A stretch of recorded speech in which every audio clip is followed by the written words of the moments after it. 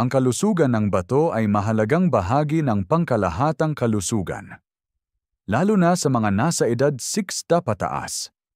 Sa paglipas ng panahon, bumababa ang kakayahan ng mga bato na salain ang mga dumi at sobrang likido sa katawan, na maaaring magdulot ng komplikasyon gaya ng high blood pressure, pamamaga, at pagkasira ng kidney function. Sa video na ito, tatalakayin natin ang 6 na natural na inumin na sinusuportahan ng ilang pag-aaral na maaring makatulong sa pagsuporta sa kalinisan at kalusugan ng mga bato. Mahalagang paalala: ang mga impormasyong ito ay hindi kapalit ng medikal na payo. Kumonsulta sa inyong doktor bago gumawa ng pagbabago sa diet o gamutan. Ang barley water ay isang likas na inumin na gawa mula sa pinakuluang butil ng Hordeum vulgare, na karaniwang kilala bilang barley. Sa maraming kultura, ito ay ginagamit hindi lamang bilang pampalamig, kundi bilang bahagi ng mga tradisyonal na lunas para sa iba't ibang kondisyon sa bato. Sa mga nakatatanda, partikular na mahalaga ang mga inuming maaaring suportahan ang function ng bato dahil sa unti-unting pagbaba ng glomerular filtration rate, GFR, dulot ng pagtanda. Ayon sa isang pag-aaral na inilathala sa Journal of Traditional and Complementary Medicine noong 2017, ang barley ay may taglay na beta-glucan, isang uri ng soluble fiber na may kakayahang magpababa ng blood cholesterol at tumulong sa glycemic control.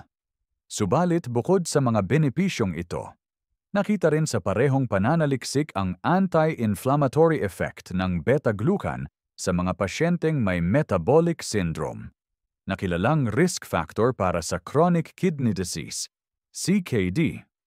Ang pag-regulate ng blood sugar at lipid levels ay may direktang kaugnayan sa pagprotekta sa mga nephrons ng bato mula sa pinsala. Bukod dito, ang barley water ay may natural na diuretic properties. Ibig sabihin, maaari itong tumulong sa mas aktibong pag-ihi. Sa mga pasyenteng may mild fluid retention, ito ay maaaring makatulong sa pag-alis ng sobrang sodium at tubig sa katawan, na kung hindi maagapan ay maaaring magdulot ng edema o mas mataas na blood pressure. Sa isang maliit na clinical observation study sa India noong 2015, ang regular na pag-inom ng barley water sa loob ng 4 na linggo ay nagpakita ng bahagyang pagbaba sa systolic blood pressure sa mga pasyenteng pre-hypertensive. Ang barley water din ay naglalaman ng magnesium at selenium, na parehong micronutrients na may mahalagang papel sa cell function at antioxidant defense. Sa konteksto ng kidney health, ang oxidative stress ay isa sa mga pangunahing mekanismo ng pagkasira ng renal tissue. Sa isang review article na inilathala sa Kidney International Supplements noong 2014, binigyang diin na ang mga dietary antioxidants ay maaaring magbigay ng proteksyon laban sa progression ng CKD sa pamamagitan ng pagbabawas ng reactive oxygen species ROS sa katawan. Mahalagang tandaan, gayunpaman, na habang ang barley water ay maaaring makatulong bilang adjuvant o karagdagang suporta sa pang-araw-araw na hydration at kalinisan ng bato, ito ay hindi kapalit ng medikal na lunas para sa mga umiiral na kondisyon sa bato. Sa mga individual na may gluten intolerance o celiac disease, ang barley ay hindi inirerekomenda dahil sa taglay nitong gluten. Sa kabuuan, ang barley water ay isang natural at abot-kayang opsyon na maaaring isama sa balanced diet ng mga nakatatanda. Kung wala namang contraindications, maaari itong isama bilang bahagi ng hydration strategy upang mapanatili ang maayos na kidney function lalo na kung sinusuportahan ng tamang nutrisyon at regular na ehersisyo. Gayunpaman, bago magsimula sa regular na pag-inom, nararapat pa ring kumonsulta sa manggagamot upang masiguro na ito ay naaangkop sa partikular na kalagayan ng pasyente. Ang corn silk tea o tsaa mula sa buhok ng mais zea mays ay isang tradisyonal na inumin na ginagamit sa ilang kultura bilang pantulong sa kalusugan ng urinary tract at kidney function. Bagaman madalas itong hindi pinapansin, ang bahagi ng mais na ito ay may potensyal na benepisyong klinikal, lalo na para sa mga nakatatanda na kailangang bantayan ang kanilang kidney health. Sa pananaliksik na inilathala sa Phytotherapy Research noong 2011, natuklasan na ang corn silk extract ay may diuretic, anti-inflammatory, at antioxidant properties.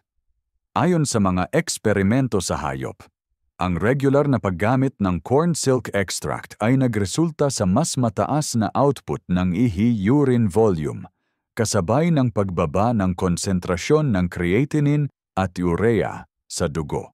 Dalawang sangkap na mahalagang sukatin upang matukoy ang function ng bato. Ang diuretic effect na ito ay mahalaga sa mga pasyente na may fluid retention, hypertension, o maagang senyales ng kidney dysfunction. Dahil nakatutulong ito sa pag-alis ng sobrang likido at asin mula sa katawan. Dagdag pa rito, ang mga flavonoids sa corn silk ay may kakayahang bawasan ang oxidative stress sa kidney tissues. Sa Journal of Functional Foods noong 2013, iniulat na ang corn silk flavonoids ay epektibong nagbawas ng lipid peroxidation sa kidney cells ng mga experimental models. Ang oxidative stress ay kilala bilang isa sa mga pangunahing mekanismo ng pagkasira ng kidney sa mga pasyenteng may diabetes, hypertension, at aging-related degeneration. Sa ganitong konteksto, ang antioxidant component ng corn silk tea ay posibleng magbigay ng proteksyon laban sa tuloy-tuloy na paglala ng kidney function. Sa isang maikling human pilot study na isinagawa sa Turkey noong 2018, napag-alaman na ang corn silk tea ay ligtas inumin sa loob ng 2 linggo ng tuloy-tuloy na paggamit. At may potensyal na magpababa ng systolic blood pressure sa mga pre-hypertensive na individual. Bagamat maliit pa ang sample size, nagbibigay ito ng paunang ebidensya na ang corn silk ay maaaring suportahan ang cardiovascular at renal health, dalawang sistemang magkaugnay at madalas apektado ng isa't isa, lalo na sa populasyon ng mga senior citizen. Mahalagang pansinin na ang corn silk tea ay hindi isang direktang lunas para sa mga seryosong kondisyon gaya ng kidney failure. Ngunit maaari itong isaalang-alang bilang bahagi ng preventive lifestyle interventions kung ipagagamit ng may wastong gabay. Wala rin itong malinaw na contraindication sa mga pasyenteng may early-stage CKD. Subalit dapat pa ring i-monitor ang electrolyte levels ng pasyente, lalo na kung umiinom ng ibang diuretic medications o may sodium imbalance. Bukod sa mga potensyal na benepisyo, ang corn silk ay karaniwan, mura, at madaling ihanda. Kadalasang pinakukuluan ito sa loob ng 10 o 15 minuto bago salain at inumin. Maaari itong inumin ng mainit o malamig, ayon sa kagustuhan. Sa mga nakatatanda, ang simpleng paghahanda at magaan sa panlasa ng tsaa na ito ay isang praktikal na aspeto na madaling maisama sa pang-araw-araw na routine. Sa pangkalahatan, ipinapakita ng umiiral na ebidensya na ang corn silk tea ay may mga posibleng benepisyo para sa kalusugan ng bato, partikular sa aspektong diuretic, anti-inflammatory, at antioxidant, habang kulang pa sa malalaking randomized controlled trials. Ito ay isang natural na opsyon na maaaring isaalang-alang bilang bahagi ng holistic approach sa kidney health sa kondisyon na may tamang payo mula sa doktor o registered dietitian. Ang Sambong Blumea balsamifera ay isang halamang gamot na matagal nang ginagamit sa Pilipinas at iba pang bahagi ng Southeast Asia bilang pantulong sa kalusugan ng bato at urinary tract. Kinilala ito ng Department of Health DOH ng Pilipinas bilang isa sa mga halamang gamot na may aprobadong indikasyon para sa urinary stone dissolution at diuretic use. Sa konteksto ng mga nakatatanda, ang Sambong tea ay itinuturing na isang potensyal na adjunct para sa pagsuporta sa kidney function, lalo na sa mga individual na may mild to moderate urinary retention o history ng kidney stone formation. Ayon sa pag-aaral na isinagawa ng Philippine Council for Health Research and Development PCHRD at inilathala noong 2003, ang Sambong extract ay may kakayahang magpababa ng urinary calcium oxalate crystal formation. Ito ay mahalaga dahil ang calcium oxalate ay isa sa mga pinakakaraniwang uri ng kidney stone na maaaring magdulot ng pananakit, pagbara ng urinary tract, at impeksyon kung hindi maagapan. Sa parehong pananaliksik, napag-alaman na ang mga aktibong compound sa sambong, kabilang ang volatile oils, ay may mild antispasmodic at anti-inflammatory properties na maaaring makatulong sa pagpapaluwag ng daanan ng ihi. Noong 2012, isang in vivo study sa Thailand ang nagpakita rin ng diuretic effect ng sambong extract sa animal models. Ang mga resultang ito ay sinusuportahan ng biochemical analysis, kung saan nakita ang pagtaas ng urine output at sodium excretion. Ang ganitong epekto ay kapaki-pakinabang sa mga pasyenteng may early signs ng fluid overload, isang kondisyon na karaniwan sa mga may mahinang kidney function. Ang mas maayos na excretion ng sodium at tubig ay maaaring makatulong sa pagkontrol ng blood pressure at sa pag-iwas sa edema. Bukod dito, isang pag-aaral noong 2015 na inilathala sa Asian Pacific Journal of Tropical Biomedicine ang nag-ulat na ang sambong ay may antioxidant at antimicrobial properties. Nakapaki-pakinabang hindi lamang sa kidney health, kundi pati na rin sa pag-iwas sa urinary tract infections UTIs. Ang mga UTIs ay isang karaniwang komplikasyon sa matatanda, lalo na sa mga pasyenteng may nabawasang immune response o may urinary retention. Ang pagkakaroon ng natural na panangga laban sa bakterya ay maaaring magbaba ng panganib ng impeksyon na maaaring magpalala ng kidney damage kung hindi agad magamot. Ang sambong tea ay karaniwang inihahanda sa pamamagitan ng pagbabad ng pinatuyong dahon sa mainit na tubig sa loob ng 10-15 minuto. Ayon sa guidelines mula sa Philippine Institute of Traditional and Alternative Healthcare, PTAHC. Ang tamang dosis ay hindi dapat lumagpas sa 4 na baso bawat araw. At kailangang kumonsulta muna sa doktor kung ang pasyente ay umiinom na ng maintenance medication para sa blood pressure o kidney disease. Gayunpaman, mahalagang banggitin na bagamat promising ang mga datos tungkol sa sambong, wala pa ring sapat na large-scale human clinical trials upang makabuo ng standardized therapeutic recommendation para sa chronic kidney disease sa mga pasyente na may advanced CKD o may electrolyte imbalance, lalo na ang may mataas na potassium. Kinakailangan ang masusing monitoring kapag umiinom ng diuretic herbs gaya ng sambong.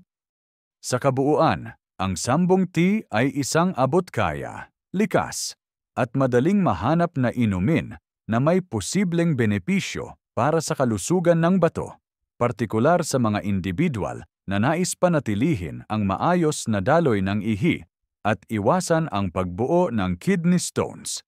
Gayunpaman, upang mapanatili ang kaligtasan at bisa, ang paggamit nito ay kailangang isagawa ng may gabay ng health professional, lalo na sa mga matatandang pasyente na may kasalukuyang iniinom na gamot o may dati ng kondisyon sa bato. Ang Chanca-Piedra na may siyentipikong pangalan na Phyllanthus niruri ay isang halamang gamot na matagal nang ginagamit sa mga bansang tropikal, kabilang ang Brazil, India, at ilang bahagi ng Southeast Asia. Sa literal na pagsasalin, ang tawag na Chanca-Piedra ay nangangahulugang stone breaker, na tumutukoy sa pinaniniwalaang kakayahan nitong tumulong sa pagdurog o pag-alis ng mga kidney stones. Sa mga matatanda na may mataas na panganib ng nephrolithiasis, pagkakaroon ng bato sa bato, ang paggamit ng natural na lunas tulad ng Chanca-Piedra ay nagiging isang interesanteng alternatibo, lalo na kung sinusuportahan ng ebidensyang siyentipiko. Ayon sa isang clinical trial na isinagawa sa Brazil at inilathala sa Brazilian Journal of Urology noong 2010, ang supplementation ng Phyllanthus niruri sa loob ng 3 buwan ay nagresulta sa pagbaba ng laki at dami ng kidney stones sa mga pasyenteng may asymptomatic nephrolithiasis. Sa parehong pag-aaral, walang naiulat na seryosong side effects at napag-alaman din na bumaba ang posibilidad ng pagbuo ng panibagong bato sa mga kalahok.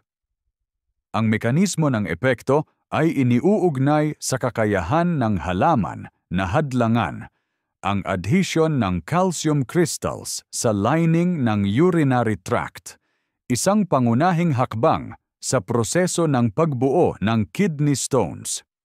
Bukod sa epekto nito sa kidney stones, may mga pananaliksik na nagmumungkahi rin na ang Chanca-Piedra ay may anti-inflammatory at hepatoprotective properties na mahalaga sa mga matatanda, lalo na sa mga may sabayang kondisyon tulad ng metabolic syndrome, fatty liver, o hypertension. Ayon sa isang laboratory study na inilathala sa Journal of Ethnopharmacology noong 2014, ang Chanca-Piedra extract ay nagpakita ng kakayahang pababain ang markers ng oxidative stress sa kidney tissues ng mga experimental models na may induced nephrotoxicity. Ipinapahiwatig nito na bukod sa pag-iwas sa pagbuo ng bato, maaari rin itong may protective role laban sa chronic kidney inflammation. Sa kabila ng positibong datos, mahalagang tandaan na ang karamihan sa mga pag-aaral sa Phyllanthus niruri ay isinagawa sa maliit na sample size o sa laboratory settings. Dahil dito, hindi pa ito maituturing na pamantayan sa clinical practice at wala ring aprobadong therapeutic dose na opisyal na nirekomenda sa mga guideline ng nephrology societies. Gayunpaman, sa mga pasyente na may stable kidney function at walang kasalukuyang medication contraindications, maari itong ikonsidera bilang bahagi ng integrative approach sa urinary tract care, sa ilalim ng gabay ng isang healthcare provider.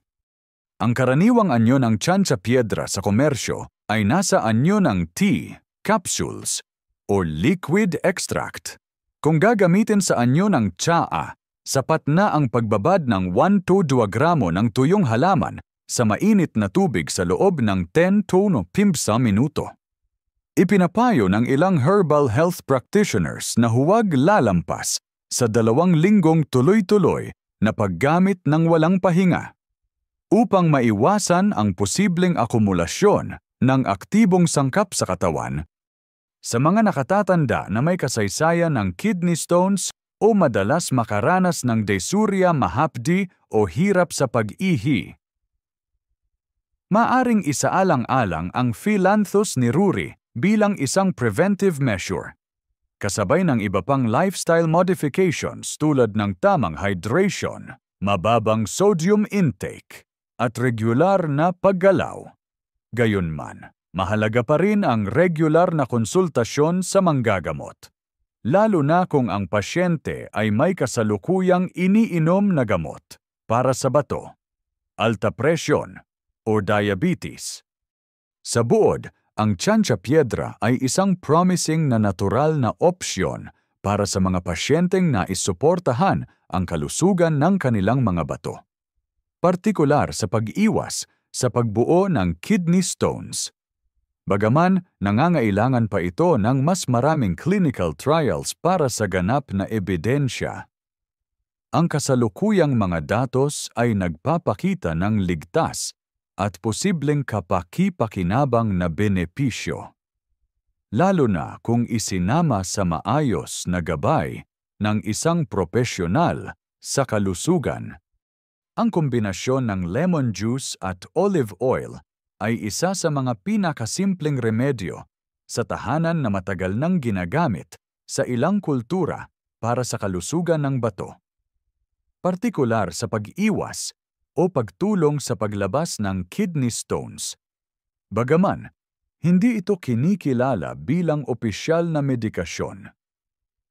May ilang ebidensya na nagpapakita ng potensyal na benepisyo ng dalawang sangkap na ito sa aspeto ng urinary health kapag ginamit ng tama at may sapat na kaalaman.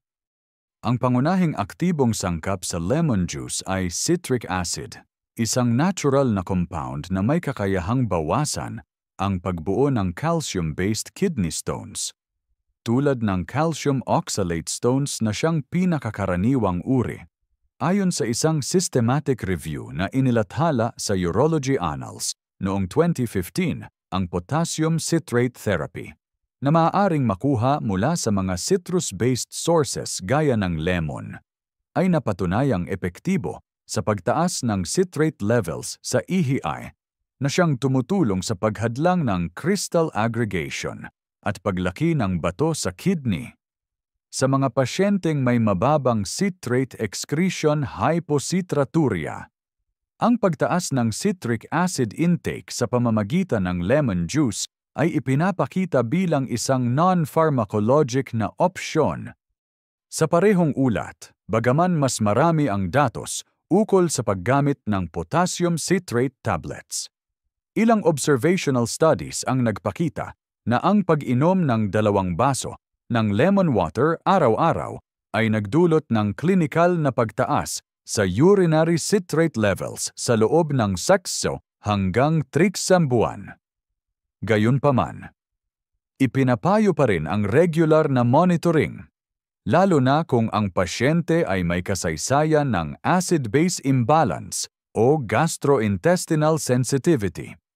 Samantala, ang olive oil ay hindi direktang may epekto sa pagbuo o pag-alis ng kidney stones, ngunit ito ay itinuturing na adjunctive agent na tumutulong sa pagpapadulas ng daanan ng ihi. May mga anecdotal reports at case-based observations na nagpapakita na ang pag-inom ng olive oil kasabay ng lemon juice ay maaring magpaayos ng daloy ng ihi at magbigay ng bahagyang ginhawa habang dumaraan ang maliliit na bato. Bagaman kulang sa large-scale clinical trials, ang olive oil ay kilala sa cardiovascular at anti-inflammatory benefits, gaya ng ipinakita sa Pre-DMD Study 2013, kung saan ang paggamit ng extra virgin olive oil bilang bahagi ng Mediterranean diet ay nakatulong sa pagbawas ng systemic inflammation, isang mahalagang aspeto sa proteksyon ng renal function, lalo na sa mga senior adults. Para sa mga matatandang pasyente na may stable kidney function at walang gastrointestinal contraindications, maaring isaalang-alang ang lemon juice plus olive oil regimen bilang bahagi ng dietary support. Ang karaniwang non-therapeutic preparation ay binubuo ng 1 to 2 tablespoons ng freshly squeezed lemon juice na hinalo sa 1 tablespoon ng extra virgin olive oil. Iniinom sa umaga sa walang lamang tiyan at sinundan ng isang basong maligamgam na tubig. Subalit, dapat bigyang diin na hindi ito inirerekomenda bilang kapalit ng urologic intervention para sa moderate to large stones at hindi dapat gamitin sa mga pasyenteng may gallbladder disease o gastrointestinal ulcers nang walang gabay ng doktor. Isa pang aspeto na dapat isaalang-alang ay ang acidic nature ng lemon juice, na maaaring makairita sa lining ng tiyan kung ininom ng walang laman ang sikmura o sa labis na dami. Sa mga pasyenteng may gastroesophageal reflux disease GRD, dapat iwasan ang regimen na ito o ikonsulta muna sa kanilang healthcare provider. Sa buod, ang kombinasyon ng lemon juice at olive oil ay isang likas na opsyon na may moderate evidence base sa aspeto ng kidney stone prevention, partikular sa mga individual na may kalagayang hypocitraturia, habang hindi ito panlunas sa lahat, at hindi nararapat gamitin sa mga may advanced kidney disease. Maaari itong isama sa holistic care approach ng mga senior adults na nagnanais mapanatili ang malusog na urinary function. Gayunpaman, palaging isaisip ang konsultasyon sa doktor bago simulan ang alinmang regimen upang maiwasan ang hindi inaasahang interaksyon o komplikasyon sa umiiral na kondisyon ng kalusugan. Ang beetroot juice na galing sa ugat ng halamang Beta vulgaris ay isang inumin na kilala sa mataas na konsentrasyon ng nitrates, betalains, at iba pang antioxidant compounds.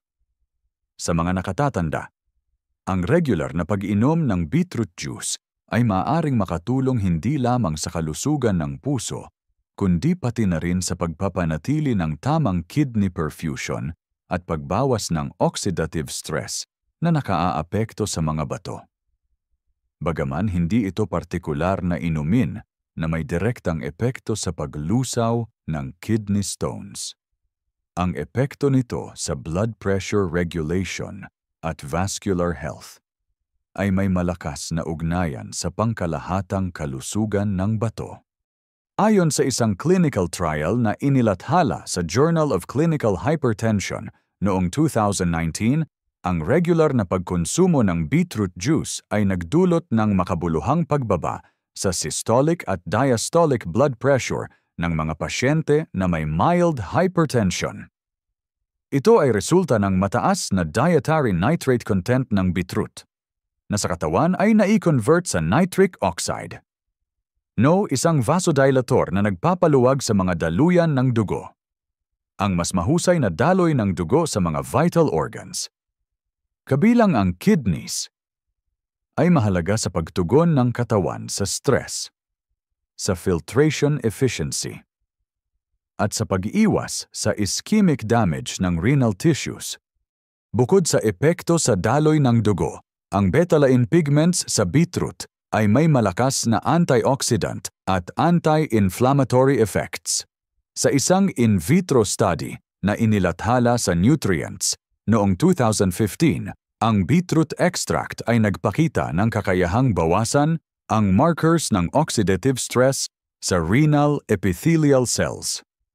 Ang oxidative stress ay isang kilalang mekanismo ng pinsala sa bato, lalo na sa mga pasyenteng may diabetes, hypertension, o metabolic syndrome, mga kondisyon na karaniwang nakikita sa mga senior adults.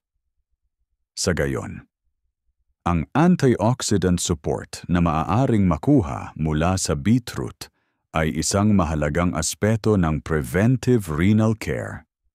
May mga ulat din mula sa observational studies na ang beetroot juice ay nakatutulong sa pagtaas ng urine output sa ilang pasyente. Bagaman hindi ito itinuturing na isang aktibong diuretic. Sa ganitong paraan, maaaring makatulong ito sa mas regular na pag-ihi na mahalaga sa paglilinis ng mga waste products mula sa katawan. Gayunpaman, Ang tulong na ito ay itinuturing na mild at hindi kapalit ng clinically indicated diuretic therapy. Gayunpaman, isang aspeto na kailangang bigyang pansin ay ang potassium content ng beetroot. Ayon sa USDA Food Data Central, bawat 100 gramo ng hilaw na beet ay may humigit kumulang 325 unes na ng potassium. Sa mga pasyente na may advanced chronic kidney disease, CKD, kung saan mahirap nang i-regulate ang potassium levels. Ang sobrang potassium ay maaaring magdulot ng hyperkalemia, isang seryosong kondisyon na maaaring magresulta sa cardiac arrhythmia. Dahil dito, ang paggamit ng beetroot juice sa mga pasyenteng may CKD stage 3 o mas mataas ay dapat isagawa lamang sa ilalim ng gabay ng nephrologist o renal dietitian. Karaniwang iniinom ang beetroot juice ng sariwa. Kadalasan ay 100-250 ml kada araw. Para sa mga hindi sanay sa natural na lasa nito, maaring haluan ng iba pang low-potassium fruits o gulay gaya ng pipino o karot.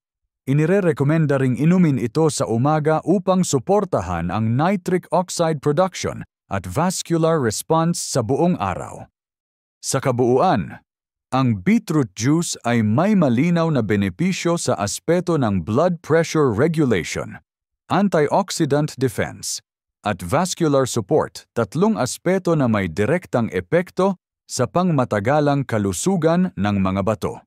Para sa mga matatanda na may stable renal function, ang pagsasama ng beetroot juice sa diet ay maaaring makatulong sa pagpapanatili ng optimal na perfusion ng bato at pagbawas ng inflammatory burden.